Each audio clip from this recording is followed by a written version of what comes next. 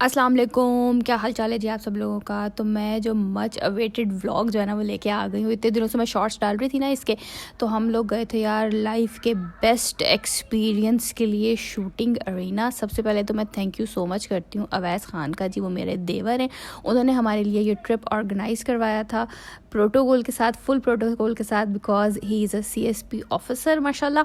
और हम लोग वहाँ पर गए थे महफूज शहीद गैरिजन क्लब में शूटिंग एक्सपीरियंस के लिए। हम लोग वहाँ पे पहुँचे हैं। मेन एंट्रेंस पे जो है ना उन लोगों ने हमारी थोड़ी सी चेकिंग वगैरह की है, क्योंकि आप लोगों को पता है कि जी फ़ौज है, मिलिट्री है, तो अंदर जाने से पहले हर चीज़ जो है ना वो क्लियर होनी चाहिए। तो हम एंट्री अपनी करवा के, ID कार्ड वगैरह करवा के, तो हम महफूज शहीद गैरिजन क्लब में एंटर हो चुके हैं। यार इतनी खूबसूरत जगह, इतनी काम और पीसफुल जगह थी ये। और वक्फे जो है ना वैसे गोलियों की आवाज़ें आ रही थी, मतलब इतना खूबसूरत एम्बियंस बना हुआ था ना कि हम सब ने अपने अपने जो है ना वो मोबाइल्स निकाल लिए थे। और खैर मैं तो ठहरी जी व्लॉगर, मैं तो बना रही थी वीडियो।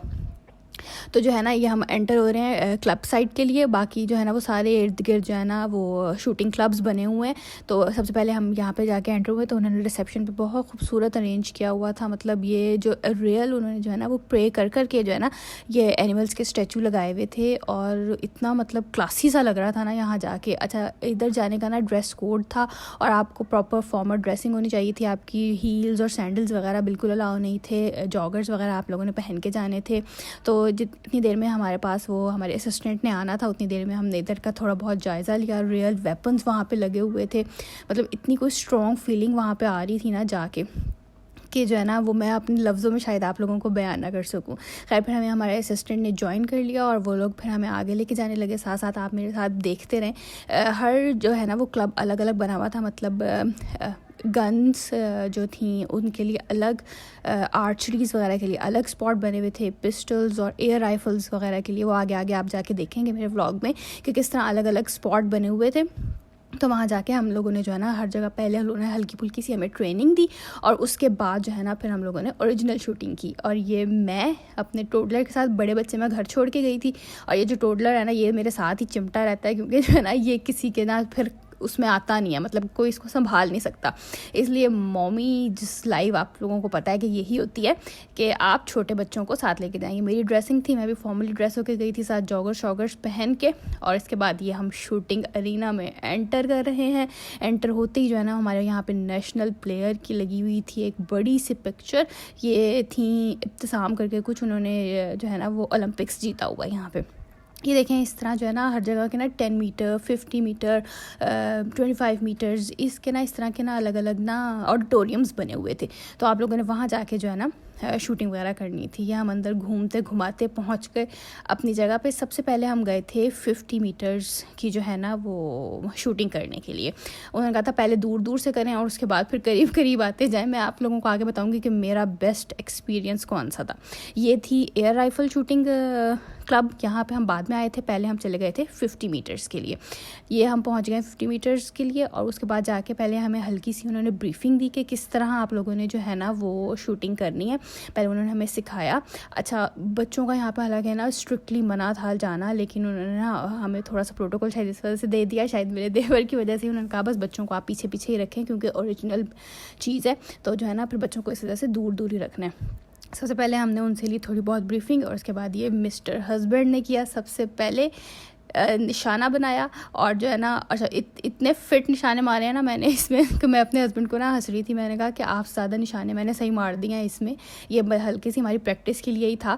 तो जो है ना कहते तूने किस तरह इस तरह सही निशाने मार दिए। मैंने कहा आप जहन में सोच लो कोई ऐसा बंदा जिसको आप मारना चाहते हो, तो उसके बाद जो है ना सही निशाने जो है ना वो पॉइंट पे जाके लगते हैं वहाँ पे, अगर आप अब वो बंदा सोच लो जिसको आप मारना चाहते हो। तो खैर उसके बाद ये मेरी देवरानी ने किया वहाँ पे। मज़े का एक्सपीरियंस था। ये बहुत दूर था, हमें शूटिंग की आवाज़ भी इतनी ज़्यादा नहीं आ रही थी इसमें, तो लेकिन जो है ना हाथ हमारा एक दफ़ा ना क्लियर हो गया, अच्छी सी हमने पिक्चर्स खिंचवाई फिर पकड़ के, और ये फिर हम आ गए एयर राइफल शूटिंग के लिए। ये बहुत मज़े का था। मतलब ये तो ना इतनी हल्की सी पिस्टल थी, या शायद इन्होंने स्टैंड पे खड़ी की हुई थी, कि जो है ना हमने बड़े मज़े से इसकी मतलब पूरी मैगज़ीन भर के ना दबादब निशाने मारने होते हैं। और ये यार लाइफ का बेस्ट एक्सपीरियंस, मुझे इतना शौक था ना ये वाली गन पकड़ने का। और जब से मैंने वो ड्रामा देखा था ना खाई, तो मुझे जमदा ने ऐसे करके चलाई थी ना, तो मैंने कहा था मैं भी यार ट्राई करूँगी कि किस तरह होती है। तो मैं इस वजह से कब से उसके पीछे पड़ी हुई थी कि जो है ना मुझे जो है ना वो शूटिंग क्लब में जो है ना वो अरेंज करवा के दो, ये ट्रिप पाकिस्तान हम आए हुए हैं तो क्यों ना फ़ायदा उठाया जाए। खैर उन्होंने पहले हमें दी ब्रीफिंग। और यार ये इतनी हल्की पिस्टल थी, मतलब मुझे देखने में लग रहा था कि बहुत हैवी होगी चलानी।